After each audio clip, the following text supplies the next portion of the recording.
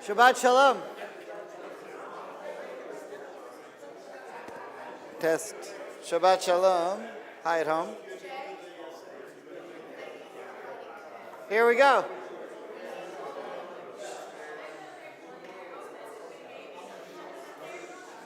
V'shamru v'nei Yisrael et ha-Shabbat לעשות את השבת לדורותם ברית עולם ושמרו בני ישראל את השבת לעשות את השבת לדורותם ברית עולם ביני ובין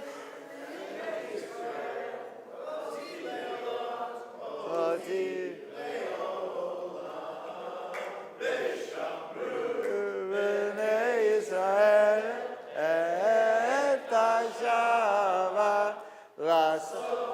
את השבת לדורותם ברית עולם כי שש עשה אדוני את השמיים ואת הארץ ושמרו בני ישראל את השבת לעשות את השבת לדורותם ברית עולם וביום השביעי שבת וינפש שבת וינפש ושמרו בני ישראל השבת לעשות את השבת לדורותם ברית עולם ברוך אתה אדוני אלוהינו מלך העולם בורא בריאה גפן amen. L'chaim. Shkoyach. Okay, Torah Study blessing. Baruch atah Adonai Eloheinu melech haolam asher kidshanu b'mitzvotav v'tzivanu la'asok v'divrei Torah. Amen.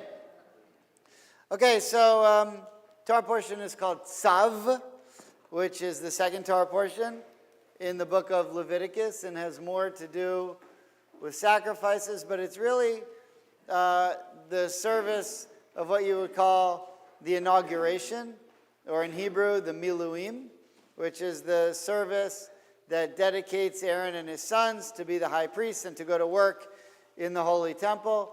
And you could almost safely say one of the most boring Torah portions in the entire Torah, and there's just it's just not that exciting to hear about the sacrifices that they offered and the clothes that they wore. However, in the hands of a lesser rabbi, you'd be in serious trouble this week. But you've come to the right place. So today what I want to look at, though, is the connection between this Torah portion and Passover, which is coming up this week. And specifically, this is now all about sacrifices. So, if you would immediately say, what is the connection between sacrifices and Passover? It's easy. Because the whole point of the celebration in biblical times was the Paschal offering, meaning the offering that was given that you would then take home from your meat and have to eat at the Seder, and that was the mitzvah. But there was also another sacrifice that was made out of bread. So you might say then, well, we have a real problem because one of the sacrifices that you're supposed to offer is out of bread, but you're not allowed to have bread on Pesach. So what does the Torah tell us? No, it's no problem because not only on Passover is that sacrifice offered with unleavened bread, but also now on Pesach it's offered with unleavened bread as well. Meaning, there's one sacrifice called the mincha. All right, the mincha means a meal offering. There are a variety of different offerings. If you went through last week in Leviticus, you could read about what all the first Torah portion in Leviticus tells you. Here's all the different offerings. Well, one of them is called the mincha. And mincha, the exact translation of that is meal offering. And the Torah then tells you, if you go all the way back to Exodus, that when a mincha is offered, it is usually offered with unleavened bread, and that you weren't allowed to bring leavened bread onto the altar, except when you were allowed to. So,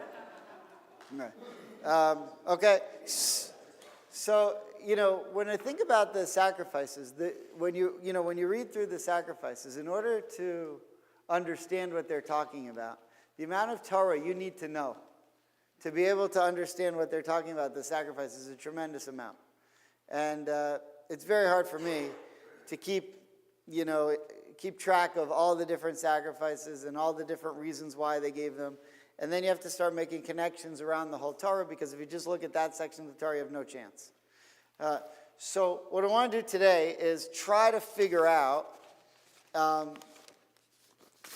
what we learn from when you're allowed to have bread on the altar and when you're not allowed to have bread from the altar. And hopefully already you see the connection to Pesach, right? I mean, one of the things you think of the most when you think of Pesach is, I can't eat bread, right? Or you could, but it's got to be leavened. Do we have any more? I don't have any more here. Are there any more copies? They're probably in the back. Oh, here's a couple. Thank you. They're attainable. Okay, so the first thing I want to check out here, the triennial cycle this week starts in Leviticus chapter 8. But I want to start in chapter 7, because 7 has more to do with Pesach. But there's only one verse in 8 that I want you to know, or want us to start with, and I'll just read it. So if we could go to chapter 7, verse 11. 7:11. Easy to remember, right? Quickie, 785. It's page 785 in Plow.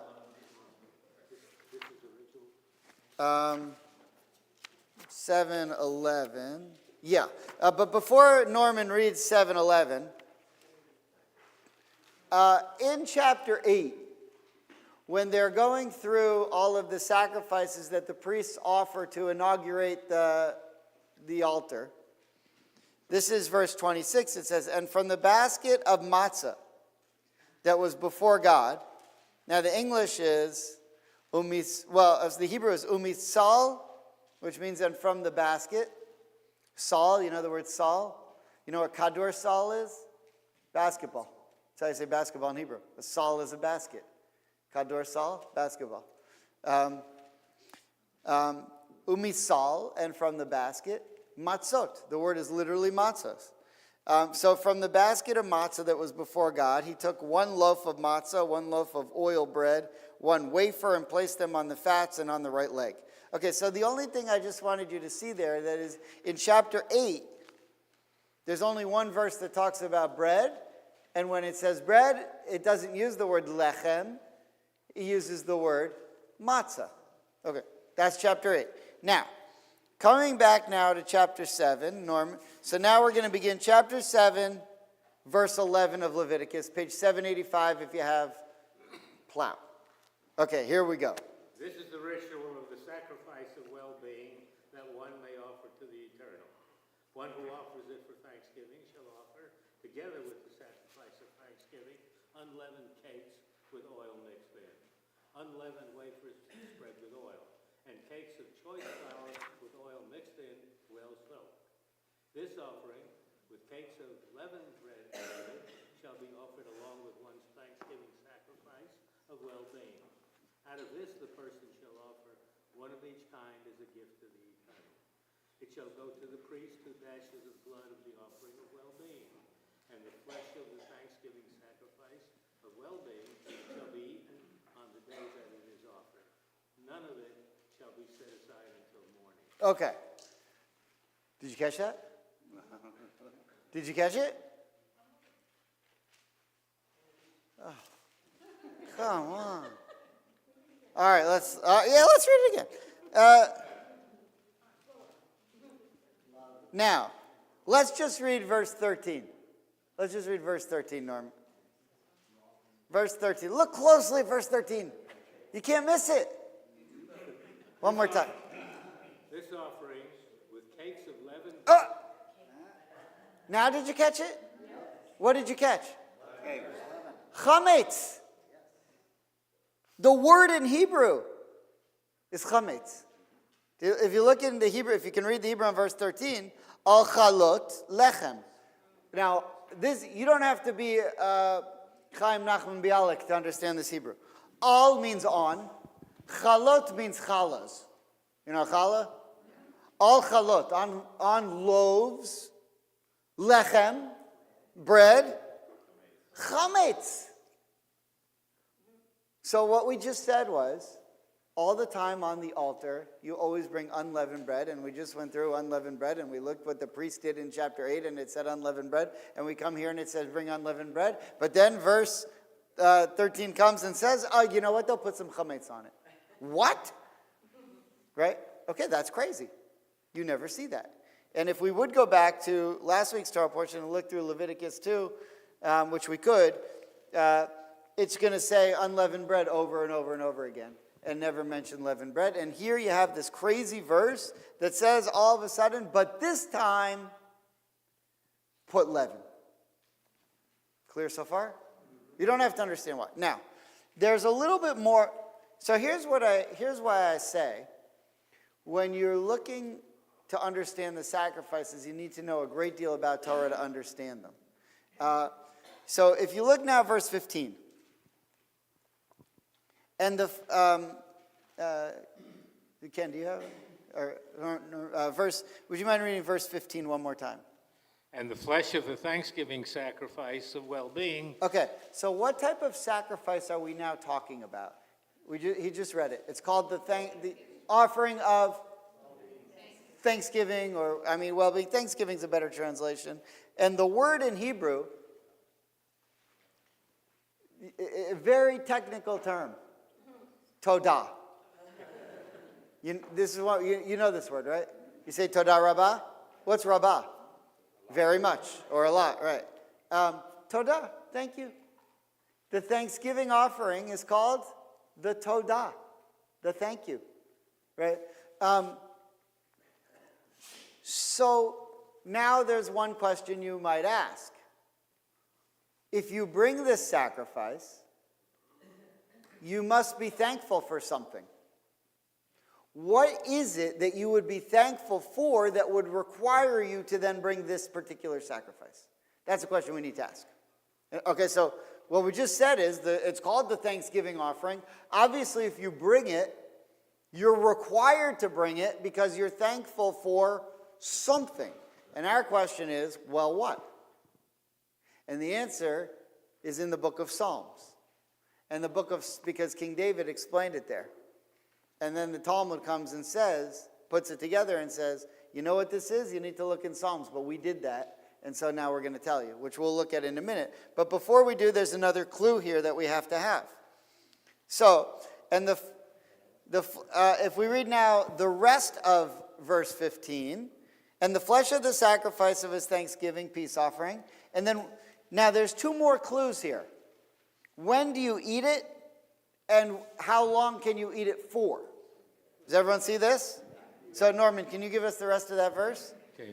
And the flesh of the thanksgiving sacrifice of well-being shall be eaten on the day that it is offered. None of it shall be set aside until morning. Okay, now why is that weird, if you know anything about sacrifices?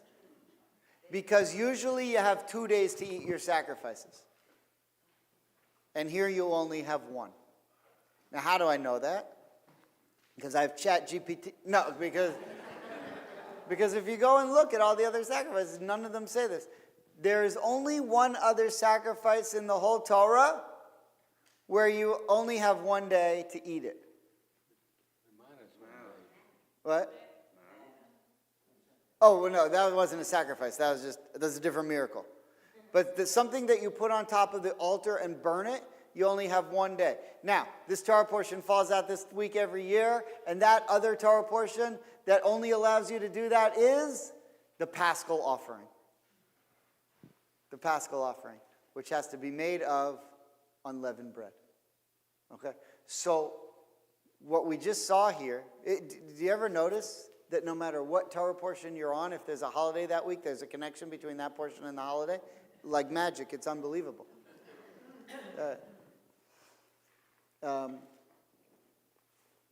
Which is amazing, considering the Torah was written like 500 years ago by a few rabbis. No, all right. Depends where you go to rabbinic school. Some of this is funny. Okay. All right. So what? Yeah. All right. So here's the connection to Passover in this week's Torah portion. You have this Thanksgiving offering, and it's made out of leaven and unleavened bread, which is weird. And it has, ironically, something similar with the Passover sacrifice, that this is the only sacrifice that has something similar with that sacrifice, which is that you don't have 2 days to eat it, you only have 1 day to eat it. Okay, now, can anyone tell me, just like a educated guess, why couldn't you leave your Passover offering to the second night? Why do you have to eat it right away? This is easy. Well, there's 2 seders in the diaspora. In Israel, they only have 1. But let's say you're in Israel, you're in the Holy Temple, you just offered your Paschal offering, and you say, you know what? Why I have to eat this tonight. I'd rather eat it tomorrow. Why can't I leave it over? Because if you don't eat it that night, you don't fulfill the Seder. The whole point of the Seder is you eat meat at the Seder. So we know now why there's another sacrifice that could only have 1 night. All the others, they gave you 2. But this one, they give you 1 for Passover because of the requirement that night to eat the Passover meal at the Seder. So just to give you an idea, Passover starts on the 15th of Nisan, which means that when you start your first Seder, that's the 15th of Nisan. If you wait till the 15th of Nisan to sacrifice your animal, then when you get to your Seder, you're not going to have any meat. So the commandment is that you have to offer your sacrifice on the 14th of Nisan. Does that make sense? Otherwise, but once the sun goes down and your Seder starts, you've got to eat that meat then. You can't wait till the next morning. Clear so far on that reason. What we have not said yet is why this sacrifice, the Thanksgiving offering, also has 1 night. We haven't gotten there yet, but we will. Can you pass the mic to Diane? Does it have anything to do with the fact that the leavened bread is associated with Shabbat, and that's 1 day, and the unleavened is Passover, and that's 1 day, and they're both celebrated in the home? You're sort of on the right track, but the wrong train. You're close. You're in the right ballpark, but I don't want to give it away yet. But you're close, and I'll explain why later. But that's not the reason. That's not the reason. Was there another hand? No, okay. All right, so now we have to answer the question, why is it that you would be required to offer the Thanksgiving meal? We say thanks all the time. I used to have a policy when I wasn't always so mature as I am now. But when I was at Hebrew Union College in Cincinnati, right next to the college, there was a bagel place called Bruegger's Bagels. You ever know Bruegger? So I used to go there a lot for lunch to have bagels because you couldn't get a kosher meal in the rabbinic school lunchroom. So everything was kosher except for the food. It's a true story. So I'd go to the bagel place, I'd get a bagel. But it was one of those places where you open the door, and then you'd be in this like little room where they had newspapers, and you can buy fake tattoos and balls that bounce, for a quarter and stuff. And then you'd open another door, and you'd go into the restaurant. You know how they have like a little room, like a Perkins or something? So I would open the door, and it was busy at lunch. I'd open the door, there'd be someone behind me. And I was amazed how many people didn't say thank you when you held the door for them. So after a while, I came up with a policy. If you don't say thank you when I hold the first door open for you, then I'm not holding the second door open for you. That was my policy. And for a while, I would, I'd give them a chance. Like I'd hold the door, they didn't say anything, and I'd say, really? Nothing? Okay. And, my brother-in-law said, yeah, if you don't say thank you for the first one, you eat the second one.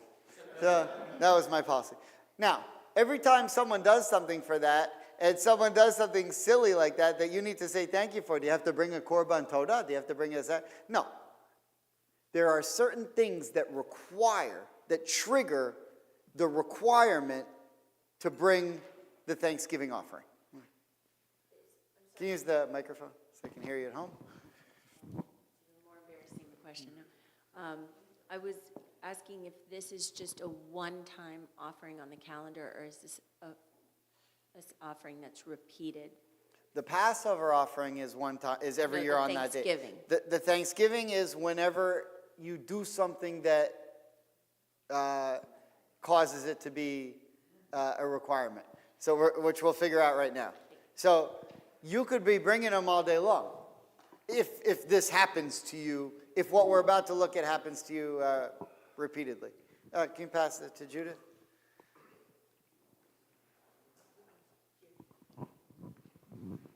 Aren't we thankful for being brought out of Egypt? Yes, that's why we bring the Paschal offering.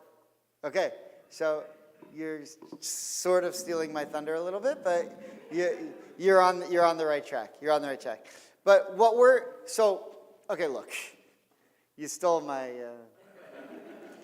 So obviously now, but there's a little more to it. There's another word that I would use more than, well, obviously we're thankful, but there's another word that's more fitting, I think, at least according to the rabbis, that compares the Thanksgiving offering to the korban todah, to the Thanksgiving, korban. Korban means an offering. It comes from the Hebrew word karev, which means to get closer, because when you offer a korban, when you offer a sacrifice, you get closer to God, right? Okay, so look at the second source on the sheet. Rashi tells us, well, actually, let's look at the first source. So the Talmud, in a tractate called Brachot, goes through a whole explanation of what King David says in the book of Psalms are the reasons why you would offer a Thanksgiving offering. So, someone like Ken, who's got the mic? Okay, anyone who has it, who knows English, can read it. Okay, we see it says Rav Yehuda. No hablo inglés. No, okay, wait. Rav Yehuda said that Rav said, 4 must offer thanks to God with a thanks offering and a special blessing. Okay, so there are 4 categories of people that become required to offer the Thanksgiving. They are seafarers, those who walk in the desert, and one who was ill and recovered, and one who was incarcerated in prison and went out. All of these appear in the verses of a song. Okay, so if you look at Psalm 107, you can see the verses that explain that these are a specific group of people who have to offer a specific type of thanksgiving. And then, we say, Hodu LaHashem ki tov, ki le'olam chasto, which is in Hallel, is part of the special prayer that they have to say. But you see the categories. What do they all have in common? They're all places where you're constrained somehow. Yeah. I mean, think about being in any one of these situations 2,000 years ago. Not good. This is, when I say seafarers, this isn't, seaborne cruises. This isn't, These are slaves with a row. Right. I mean, this is, these are things that you might not survive. Right? These are things where there's a better than fair chance you may not make it. Whenever someone left, when a man would leave his country, he would give his wife a get of divorce. Because he didn't come back. Because there's a pretty good chance he's not coming back because it's dangerous out there. There's pirates, there's all kinds of halachot about this. Like, you're allowed to say your prayers on a horse or on a camel. Because if you get off, you might get robbed. So maybe stay on there so that you don't get robbed. You're not allowed to put yourself in danger. Rabbi Soloveitchik used to say it's usser. You know the word usser? It's forbidden. You're not allowed in Judaism. It's usser to eat ham. He used to say it's usser to be stupid. So, if you're in a place where you think you're going to get killed, if you get off your horse, stay on your horse so you can get away if you need to. Right? Okay. All right. Now, here's what Rashi says. If you look, Rashi explains a little bit more the second source on the sheet. If he offer it at Thanksgiving. If he offer it for a Thanksgiving, that is, if he brings it on account of a matter that requires Thanksgiving, Todah. Yeah, al, you see that word al? On account The Jewish airline, or the Israeli airline? That's the second word. El, al. So what does al mean here? On board. What is el? God. El is God is on board. That's how they're able to fly through the missiles. Okay. They still go. It's unbelievable. All right. Okay, so if he brings it on account of a matter that requires Thanksgiving. Okay, so all he said so far is, let's say you're one of these four categories and you need to bring your offering. Okay, Ken? On account of a miraculous delivery that was wrought for him, as being, for instance, one of those who have made a sea voyage or traveled in the wilderness or had been kept in prison, or if he had been sick and was now healed. Right, so like if you're a wife and you hated your husband, and he goes on a sea voyage, you're like, oh, it's great. And then he comes back and you're like, oh. But there's a pretty good chance you're not coming back. Look at the word that Rashi uses. Miraculous deliverance. Miraculous deliverance. Okay. Okay, let's keep going. Let's see, what am I up to? All of whom are bound to offer thanksgiving, since it is written with reference to them in the Psalms. Let them offer thanksgiving to the Lord for his goodness and for his wonderful works to the children of men. See Rashi, and also in Brachot. If it is on account of one of these things that he vowed those peace offerings, they are, quote, peace offerings of acknowledgement, and require the offering of bread that is mentioned in the section, and may not be eaten beyond a period of 1 day and 1 night, as it is set forth, whilst other shlamim may be eaten at any time during 2 days and the intervening night. Right. Whilst means while.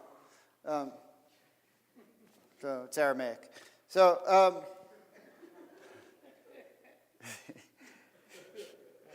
so the Todah is the Thanksgiving, the Todah, is a sacrifice that's part of the subset of a sacrifice called shlamim. Shlamim comes from the word shalom, or wholeness. And those are sacrifices that involve some type of relationship. Okay? Now, that's not so important. What is important, I think, that we want to say for now, though, is one of the things that we said is that if you're offering now a sacrifice for one of these types of things, you only have 1 day to do it. And the only other time that you have 1 day to do it is for the Passover Seder, or is for the Paschal offering, which we know is for the practical reason of you need to eat your meat that night. But the Torah would never just do that. There must be a specific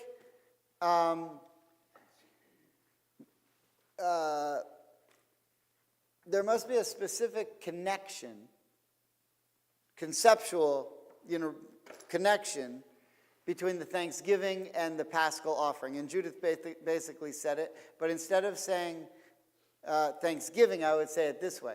What do these four categories and Passover have in common? Redemption. Geula. What we call geula in Hebrew. Redemption. Okay? And because you are redeemed from something that is so heavy, you're forbidden to wait a day to give that thanks. That's the reason. So the connection that you might have said before is that, well, on Pesach we give thanks that we were taken out of Egypt, and the Thanksgiving offering must be we give thanks for something. But if you make the connection that the Talmud tells you why you give the Thanksgiving offering, you see it's heavier than just Thanksgiving. It's actually redemption. Our lives could have ended. And in Egypt, it's like our lives were ended because we weren't allowed to study Torah. It's like we weren't even alive. We weren't allowed to be Jewish. And now we're redeemed. And here I almost died from a sea voyage or a terrible illness or something, but God redeemed me and I'm back. So for that powerful reason, you only have one night to do it. And these are the only sacrifices in the Torah that you don't have 2 nights, you have 1 night. Do you have a microphone and pass to Eileen? Someone have a mic? Oh. Hey, will you pass this back? Sure.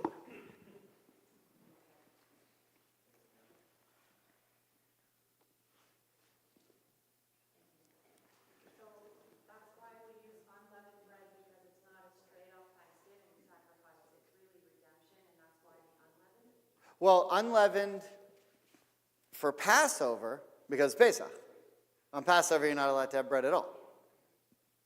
But here, we have both. Right? Remember I said, did you catch that in verse 13? We have both. So the question is, why? Okay, comes the Abarbanel on Leviticus 7:12. Do we have a mic over here? Do you guys? Okay, so here's the answer. But so you have to ask the question, if Passover is with unleavened bread, and this sacrifice is similar to the Passover offering, why here, in this Thanksgiving offering, would you then, the one time, really, you bring chametz with it? Do you see why that's weird? Okay, so the Abarbanel has the answer. If you look at the third source on the first side of the sheet, Annabella. For this reason, the Torah required that he bring with his offering a large quantity and a variety of breads, unleavened loaves mixed with oil, unleavened wafers anointed with oil, and fine flour loaves well soaked in oil, and also leavened bread. This multiplicity is not without a purpose. The intent is that there be an abundance of food, more than the person and his household can consume in the limited time allotted, for the Todah must be eaten within 1 day and night. As a result, he will be compelled to invite Rabbim, many others, to join him in eating. In this way, the miracle will become widely known, and many will hear of the kindness that God performed for him. They will ask, "What is this offering?" And he will recount before them the wonders and salvations done for him, and they will all give thanks to God.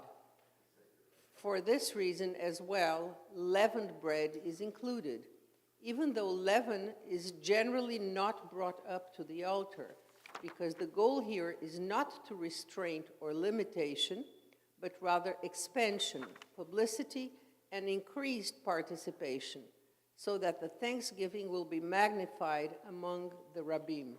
Right, the Rabbim meaning the many. Okay, now, one of the classes I had in rabbinic school that was my very favorite was the philosophy of the commentators.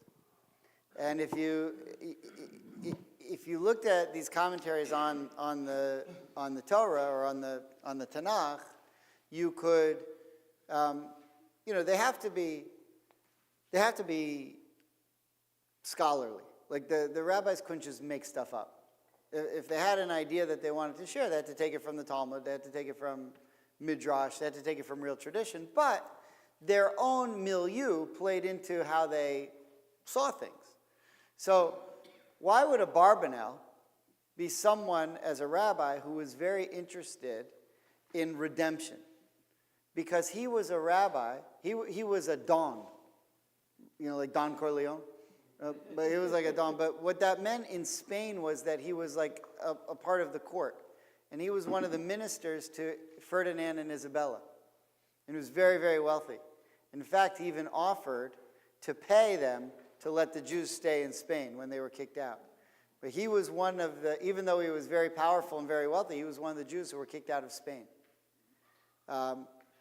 If you've ever been to Charleston, South Carolina, in Charleston, I was there a fair bit when I was the rabbi in Charlotte because it was so close by, and I love Charleston. I mean, it's a tough city to live in because it's a very tough history, or just to be there with all the slavery and all, and the slave market and stuff. But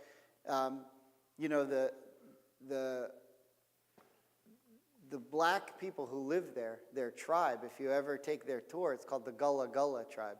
Did I ever tell you about this story? So this is one of my best stories. But went on you could take the Chamber of Commerce tour, which is, sort of a party line tour. Slavery, yeah, we had slavery, but it wasn't that, What? And then we took a tour once by a descendant of a slave. It was called the Gullah Gullah tour. Someone recommended it to us. And it was intense. It was really intense. But I'll give you an example. In front of some of the big mansions, on the sidewalk, they have these like stools. It's like a stone stepping stool. And on the Chamber of Commerce, they tell you, yes, some of those are left because when they would drive by with their carriages, in order to step out of their carriage to get into their house, they would have these stones. The Gullah Gullah tour, they said, that's not what those are. The person who lived there was a slave trader, and they put the slaves on that stone to stand when they were selling them. There's a totally different history. But the one thing I remember was the guy was talking, they called themselves the Gullah Gullah because they dreamt of redemption. And when he said that, we were like 8 people in a minivan. And my family, we were the only white people on the van. And the driver, he was driving the minivan, but there was a TV, so he was showing us images. And he said, we're the Gullah Gullah because of redemption. And I said, oh my God. He turned around to me and he goes, you're Jewish? Because I realized that Gullah Gullah is the Hebrew word geula, redemption. And then it gets into some really deep stuff and how,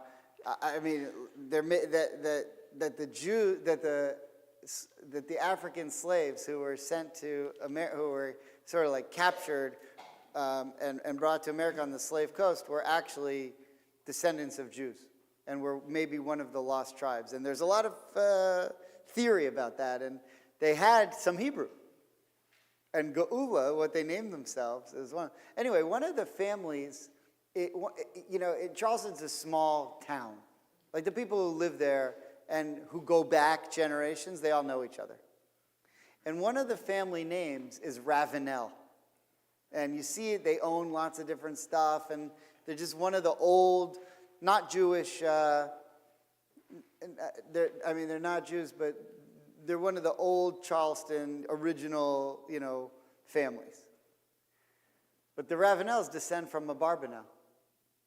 They come from this family. And they were originally Sephardic Jews. They converted to Christianity, but they were originally Sephardic Jews who ended up in Charleston.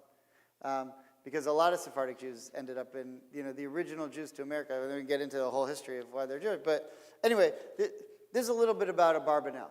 Was that he was interested in redemption in the same reason that the rabbis who wrote the Haggadah were interested in redemption, because they were slaves. The rabbis who wrote the Haggadah 60 years after the temple was destroyed by the Romans, and they were slaves to the Romans, or at least being persecuted by the Romans. And a Barbanel is now, wandering the world as a lost Jew because of the Spanish Inquisition. They were kicked out of Spain. So he's writing. So when you look at it that way, Now you say, wow, it's pretty interesting to see what he has to say about Egypt. Right? That's what you call looking at the philosophy of the Meforshim, of the commentators. So that being said, look what I'll just read it one more time.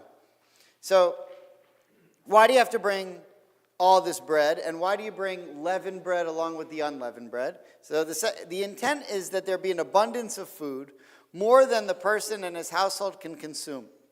Okay, so what we know so far is, when you bring this, you have to bring a ton of bread. There's just a lot of bread. And the rabbis ask, why so much bread? And the answer is, because you can't, it all has to be eaten by tomorrow, but not by you. Remember the original question we're trying to figure out. I don't even remember what I'm talking about. But no, the original question we're trying to figure out is, we know on Pesach why you have to eat this on the first night. But we don't know why you have to eat it all on the second night. Okay? And now we ask the question, why is there so much bread? I mean, for one person giving thanks. And the answer is because that person is required to eat it all in that one night. So you make him bring a lot of it to force him to bring other people to be with him. Because you want this to be a big event. Why do you want this to be a big event? Because a miracle happened. Because God saved you. Because God caused a miracle to happen. And when there's a miracle, we know this from Hanukkah, you have to publicize it. You can't just let a miracle go and not let people not know about it. Okay, so in this way, the third part, if you look at what Abarbanel says in the third paragraph here, in this way the miracle will become widely known. And many will hear of the kindness that God performed for him. And they will ask, what is this offering? And he'll tell them the story. I went on a cruise. I had an inside cabin. I got food poisoning. There was no way I was going to make it. I didn't have the drink package. Everything was going against me. And I pulled it out. Right? Okay, all right. And that's why there are two sacrifices in the Torah that only give you 1 day to eat them. Right? One happens to be, but in addition to that, they both have this concept of being redeemed, which means the only way you can be redeemed in such a way is by God, which is a miracle, which means that the Pesach miracle that happened to all of the Jewish people can also happen to us individually from time to time. But when it does, you have to give thanks in the same way that we give thanks on Pesach. Okay? And you bring an abundance of food, and so you're allowed to bring leavened bread, and you would bring leavened bread on Pesach too, except that it's Pesach and there was that thing with the matzah. Okay. Now, there's one more major point to build on all of this.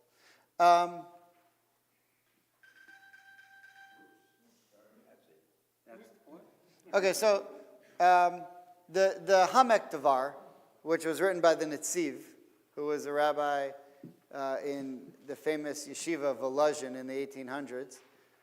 I'll actually be at his grave in 2 weeks because he's buried in the Warsaw cemetery where all the people from the Warsaw Ghetto are buried. He offers a little bit more, but sort of the same idea. That you're in some sort of distress, and that God saves you. Now, why specifically, though, we have to ask? If you're being redeemed, and you're giving thanksgiving, and you're celebrating something like that, we still have to figure out what is the real purpose of the leaven versus the unleavened. Now, for all holidays, when you brought your sacrifices, it wasn't just Pesach. All holiday sacrifices were brought with unleavened bread, with one exception. So if you'll skip with me now to Leviticus 23, verse 17. Leviticus 23, verse 17.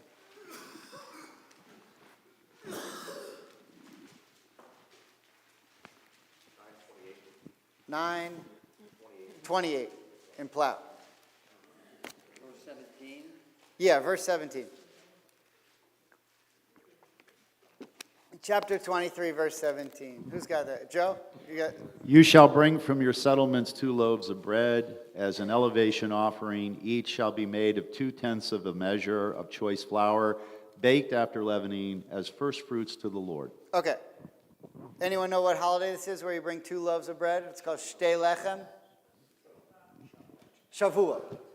On Shavuot, you just saw here, I mean, you can read the whole thing if you want, but this is the sacrifice that's brought for the holiday of Shavuot, and it's the only holiday where you're allowed to bring chametz, leaven, as your sacrifice. You see, very specifically, it says the word chametz. In verse 17, it literally says the word chametz. Okay? So what I'm saying is this. On Pesach, you don't bring chametz with your sacrifice. But 7 weeks later, on Shavuot, you do. Now, the question is this. Remember the original sacrifices that were ever offered in the history of the world? I mean, it was a long time ago. You may not remember, but... Part 1 or part 2? Cain and Abel. And one went well, and one didn't. Right? Which one went well? Abel, good. And he brought, from the choice animals of his first, animal, what you would call tithing, and he brought the best of what he had. And Cain, you know how you go to a dinner and you forgot to get a present for who you're going for? So you look around your closet. Regifting. That's Cain. Oh, I got to go give a sacrifice. What do I have? And it didn't go well for him. And God didn't accept it. But he accepted Abel's, and then Cain killed Abel. And then God said, why'd you do that? And he said, was that wrong? Because he didn't know what death was. There was no such thing as death yet. So he gave him a hit, but he's like, come on, get up. What are you? Oh. That had to have been quite a shock. I mean, death didn't exist. So now you kill someone, you're like, what's your problem? I didn't mean to kill you. It was involuntary. All right. But the idea is that your offering can be in different, you could come from different mindsets when you offer it. There's a term in the Torah called pigul. Anyone ever heard of pigul? In Yiddish you say pigul. What's pigul means if you offer a sacrifice, but you do it the wrong way, it doesn't count. And the wrong way could be the wrong intention. If you're bringing a sacrifice to say you're thankful for being saved from an illness, but you're not thinking about that illness when you offer it, it doesn't count. Now, you're the only one who knows that, but good luck. By the way, it's the same thing with prayers. If you're saying the Shema, but you're thinking about, a basketball game while you're saying the Shema, it doesn't count. It's as if you didn't do it. You know what happens to your prayers? Your prayers go up to heaven and they get inspected by the angels. And the angels look at them and they say, Not this one. here's a Shema. Why does it have a Miami U on it? Discard it. Discard it. They don't send it up. But if they catch it and it's pure, they send it up to heaven. If your prayers aren't pure, they don't get through.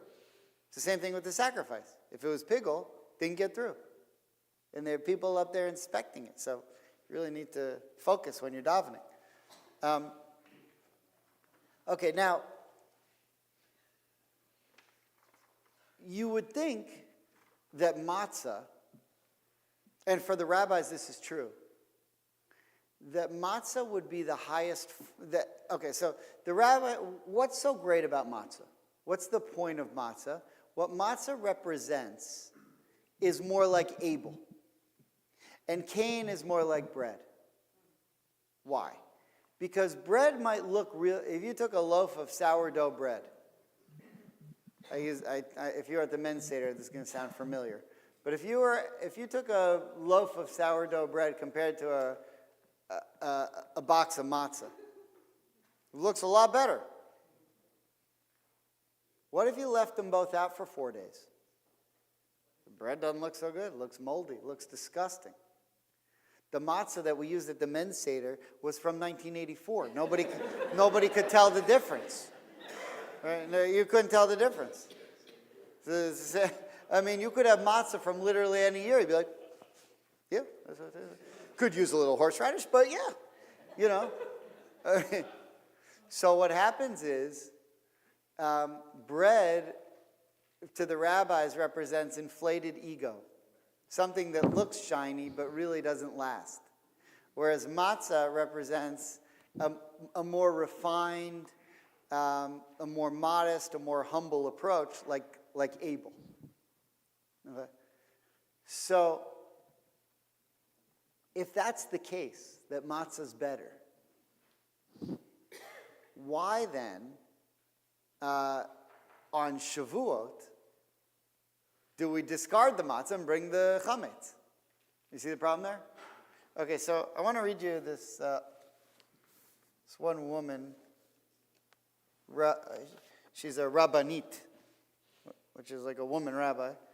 Her name is Sharon Rimon. She lives in Israel. And she wrote, I could tell it to you, but the way she wrote it is so beautiful, I want to share it with you. So she said, what characterizes leaven and what is special about matzah? Leavened bread is superior bread, that which is obtained at the end of the bread-making process. Therefore, leaven symbolizes wealth and success, and along with it, pride. Meaning you've completed the process, you've finished it. Unleavened bread, matzah, in contrast, is created by halting the process in the middle, before the dough is able to ferment and rise, i.e., achieve its final complete state. We stop the process.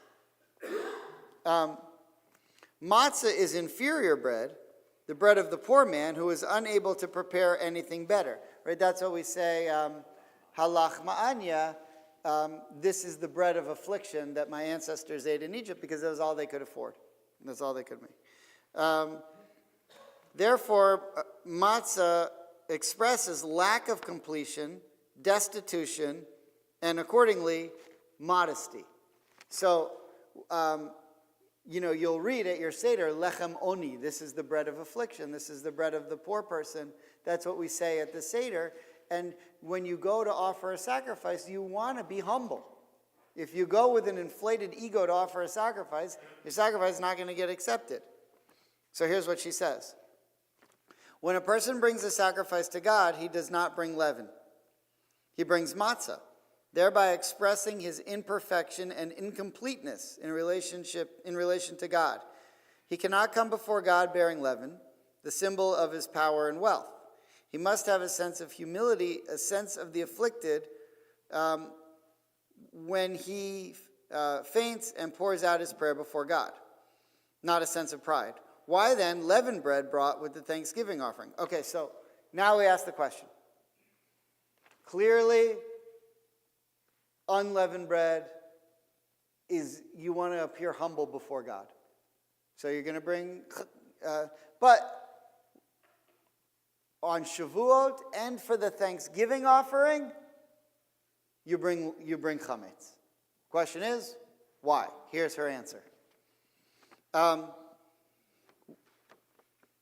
The Thanksgiving offering, as noted above, expresses a different emotion than that represented by the burnt offering or the sin offering.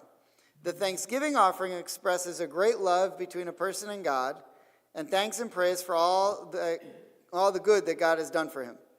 Thus he brings both matzah, symbolizing the distress in which he previously found himself, and the process of emerging from that distress, but also leavened bread, expressing thanks for the deliverance. So when you're bringing a thanksgiving offering, according to the Torah in Leviticus 7, verse 13, you bring the leaven and the unleavened. The unleavened bread represents the distress and the trouble you were in. The chametz represents that you're now whole and complete again. Like the process is complete, the bread finished all the way and rose because God redeemed you. That's that. Now, obviously, you can't do that on Pesach because of the matzah issue with Pesach is a different issue, but that's for the Thanksgiving offering.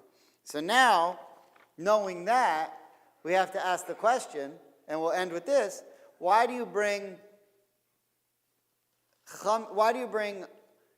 only unleavened bread, matzah, on Pesach, but leavened bread on Shavuot? And the answer is because when we left Egypt, the process of redemption was not complete. We left Egypt, and we were free, sort of. But when we get to Mount Sinai on Shavuot and get the Torah, then you can really be free because now you can really live as a Jew because now you have the Torah. So there are only a couple of times when you would mix leavened bread and unleavened bread. All the other times you bring a sacrifice, you want unleavened bread because you want to appear humble. But there are two times where you're representing completion. That is when you're giving thanksgiving. You were in these dire straits, and so you bring the matzah, but you've been saved. And because you've been saved, you've got to show you're now complete again, so you have to bring chametz as well. Same thing on Shavuot. On Pesach, you can't bring bread. Not because they had to rush so much. That wasn't the issue. The reason why we have to eat matzah on Pesach, the reason why you're going to have a stomachache in a few days, is not because they had to rush to make the matzah. They were told the night before they were leaving tomorrow. You're leaving tomorrow. You have 12 hours to prepare your food. And then the Torah tells us, hey, we got to go. Oh my gosh, I forgot the bread. You had 12 hours. What have you been doing this whole time? Bake the bread. You know what you're dooming Jews to the rest of history for? No, that's not the reason. That reason makes no sense. The reason they eat the matzah on Pesach is because if you ate bread, you would be saying we're already at Shavuot, we're already complete. But what we're saying here now is when we go to celebrate Pesach, we're taking our first step to completion, but how dare we say we're complete as Jews? How dare we say we're fully redeemed as Jews? How dare we let the bread rise until we get to Mount Sinai and get the Torah? And that's why we have unleavened bread and bread for this sacrifice. Okay, Shabbat.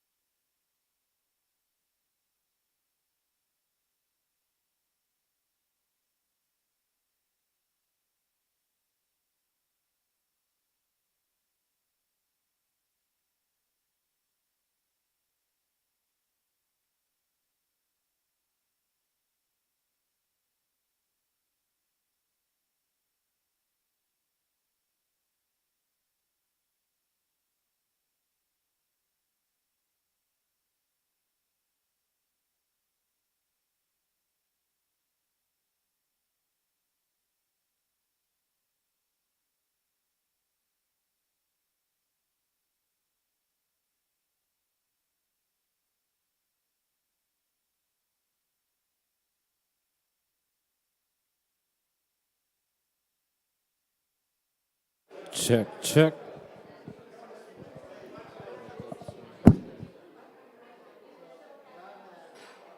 Check, check. Thank you. And they each represent a different attribute of God. And so the Torah uses the name of the attribute it wants to represent. So if it's talking about God's judgment, it's talking about God's mercy, it's talking about God's forgiveness, it uses the name that goes with that. This name, Eliyash or Ephia, means I am infinite. That's what Eliyash or Ephia means. I am that which I will be, which means God doesn't exist. God exists in the past, present, and future all at the same time. There's no time for God. It just always is. And so when it says, this is my name forever, what it's really saying is, tell the Jews, I'm an infinite God. I'm not a God that can be destroyed. I'm not a God that was born. I always was. Ahia means I will be, that which I will be. But Asher can mean happiness, or ocean, but it can also mean that, T-H-A-T, and that's what it means. It's just like two words that are, two words that are spelled together, that mean different things, like lead and but this is, the point of this is to tell the Jews, I'm the infinite God. That's the message he was trying to say. So every time you see a name, I mean, you could if you want.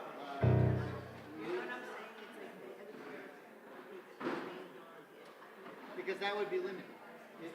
You would be only then saying, well, you'd only be saying that our God is the infinite. So you might say, well, is he a God of kindness? But when you say just God, or Hebrew Hashem, that includes all the names. So you're saying all the, right. So this is just one attribute of God. But I think also what we're saying, when you just say God, when you say Hashem, which in Hebrew means the name, what you're saying is God's unknowable. You can't. It's in the Talmud. There's a book called The 72 Names of God. It explains it all. Yeah. Because there's 71 other names.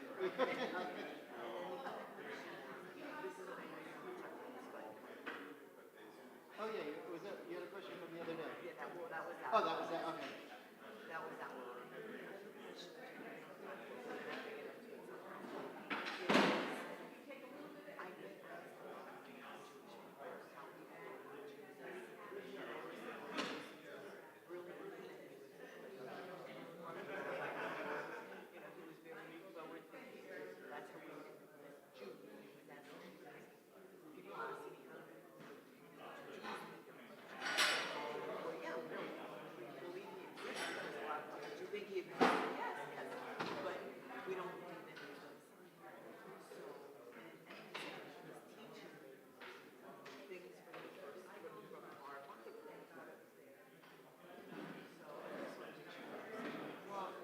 There's two ways to answer it. There's the diplomatic way, which is very important, and what we believe. So, we don't know. Look, he probably there's no reason to think that he didn't, although there's no proof. But there's no reason to think that he didn't. I mean, it seems like a lot of people saw him and wrote about it. But the problem with Jesus is he didn't write anything, and the people who wrote about him in the Gospels didn't start writing until 30, about 30. This is by somewhere between 32 and 36. It was about 70 when they started writing the Gospels, between 70 and 120. So, 110. When Luke was the last one, it was something like 110 or 120. So, what exactly did Jesus say? We don't know. We only know what his disciples wanted and wanted. And what happened was you had the original, like, did Jesus keep coaching? I mean, he was born Jewish. Probably did. So, he was definitely yeah. But he mixed milk and meat.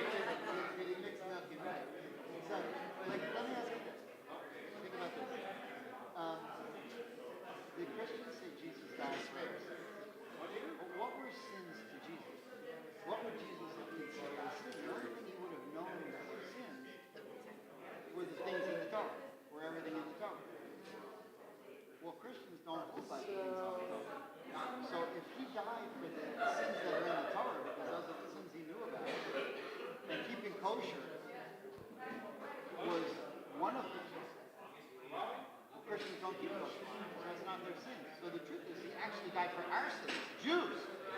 Those are our mitzvahs, not theirs. So it doesn't almost none of it makes any sense. No, it's not. But what I would say is Jesus, the question is this. Did Jesus say in the gospel that you can get rid of all the ritual mitzvahs? You don't need to keep kosher, you don't need to keep Shabbos, you don't need to get... I like the one that goes super low. The agricultural laws. It's got two spots. Did he get rid of all what the gospel We use it in there. But it's fine, man. But just believe Don't worry. that he was, some Not a worry. son of I God. can work this. I don't have a problem. It's fine. Trust me. I lost one special for you. What he believed.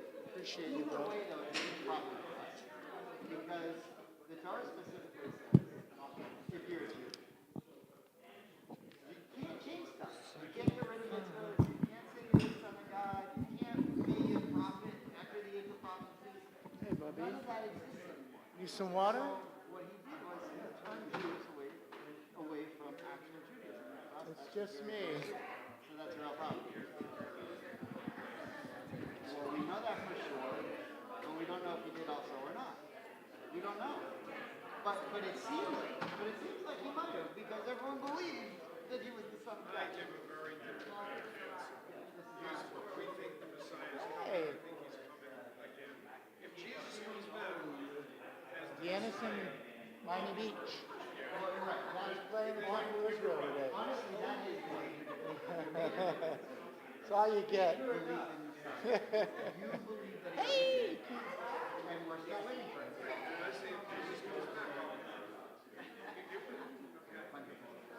And if the third temple falls out of the sky, they'll come begging us for a passport to Israel. What you call me? Feel better? Thanks a lot. Pamela, I give you a ride if you need it. Think as long as you're better, you can bring a Corvin. We should go to No Kings. There's a book called